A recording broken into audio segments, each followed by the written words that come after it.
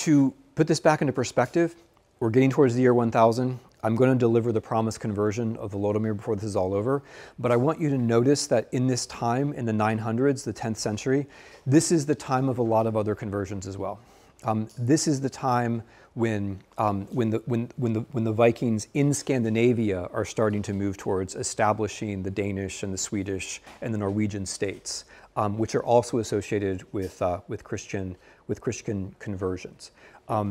The 10th century is a time when the Vikings are settling down and founding states everywhere, including in continental Europe. So 911, the same year of this treaty, is when Charles the Simple of France grants a Duke Rollo, who's a descendant of the Vikings, Normandy. Normandy being northern France, Normandy also being the launching point for the Normans who then control Great Britain. So this is a time of Viking conversion, a time of Viking state creation. Our story is special because it's taking place amidst different kinds of people, amidst the Khazars. It's taking place with different kinds of models, the Slavic models, and fundamentally because it's taking place at a time when there was a choice between two different versions of Christianity. The first time, okay, when you convert, the story always goes, you convert, you believe it, everybody, all of your people convert, it's like everything changes all at once. That's not how it happens. Olga, who rules from 945 to 962, does convert, but her kids don't convert, and her grandchildren don't convert, and her people don't really convert. She converts to Eastern Christianity, but then she asks for some German missionaries to come a couple of years later.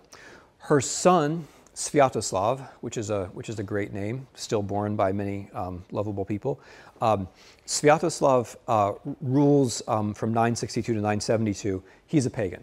Her kid is a pagan. We have few sources about why, but I really like one of them where he basically says, he's asked why he can't convert to Christianity. He says, well, like, my crew would all make fun of me. Like, and that is kind of what Sviatoslav did. He, in the 960s, he seems to have destroyed the remnants of the Khazar state.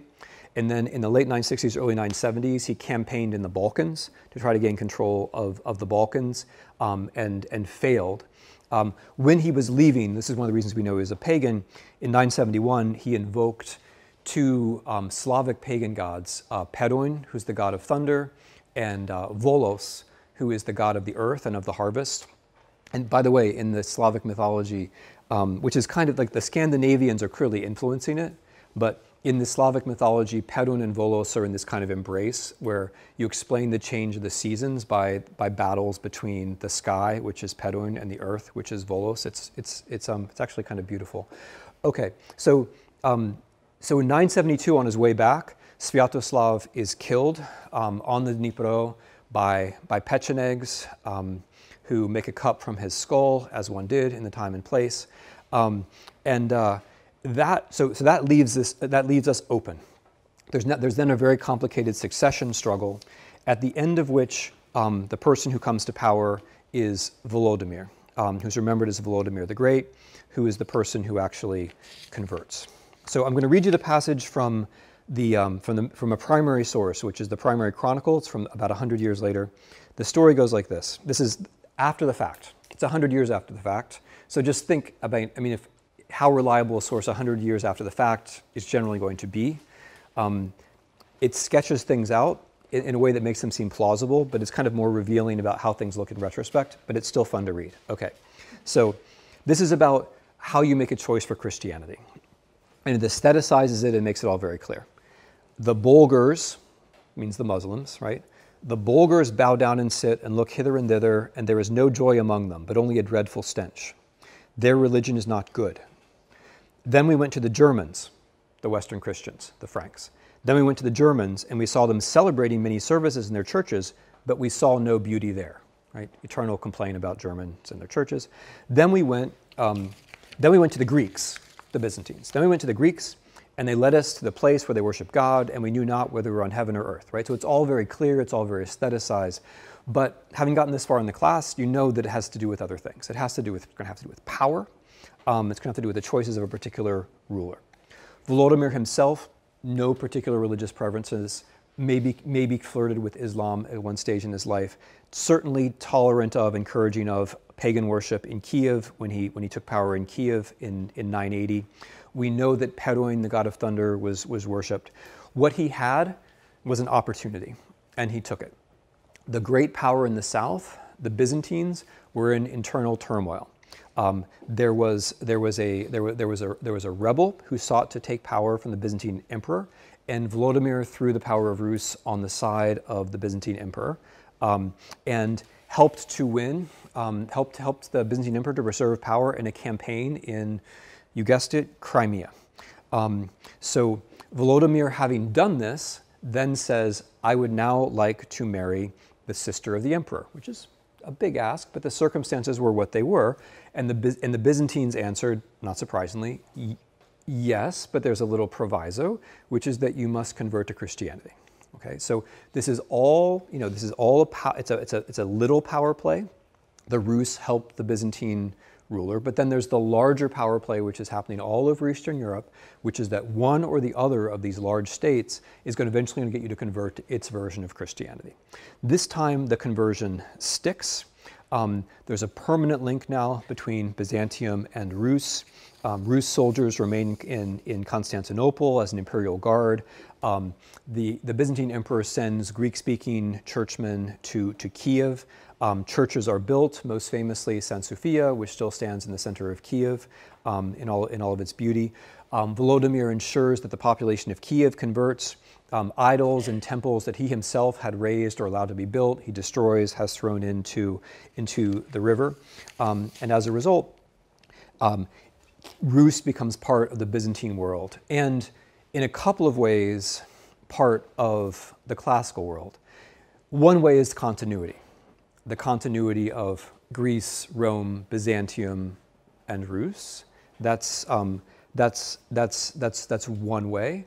But the other way is that Rus is now going to extend territorially northwards this classical civilization, which had never gotten so far north, which is a big history of, the big part of the history of the Slavs in general, of Eastern Europe in general, is that there are these models that come from the south, and now they are going further north, which brings me to Serhii Plokhy.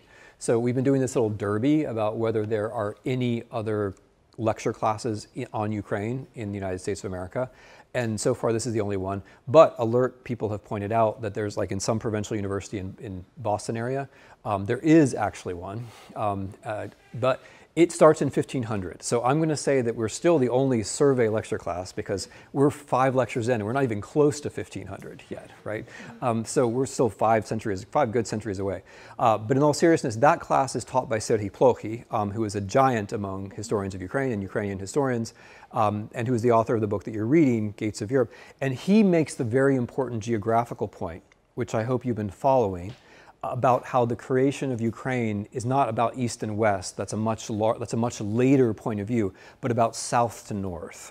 It's about south to north and north to south, where south to north has to do with the ancient world, the Greeks, the Byzantines, the Black Sea, and the northern coast of the Black Sea, and things moving up towards Kiev.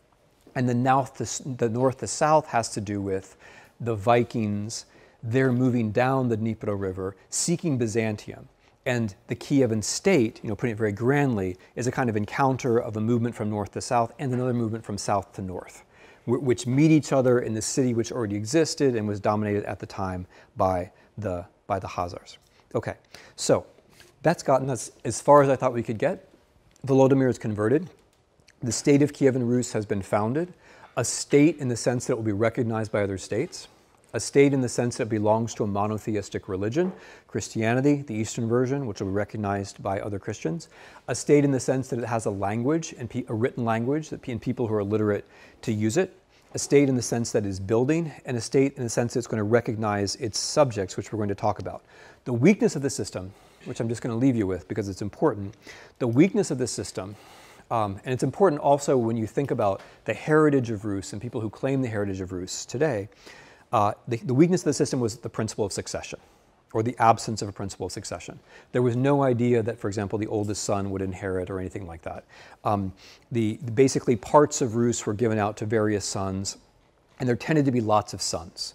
Volodimir managed to keep 7 different districts under his control by wit, but it wasn't simple, this business of having sons. So just to keep this in perspective, before he married Anna, his most famous wife, he was not the only one, I'm afraid, there were about half a dozen others, but before he married Anna, the sister of the Byzantine emperor, he already had 800 concubines.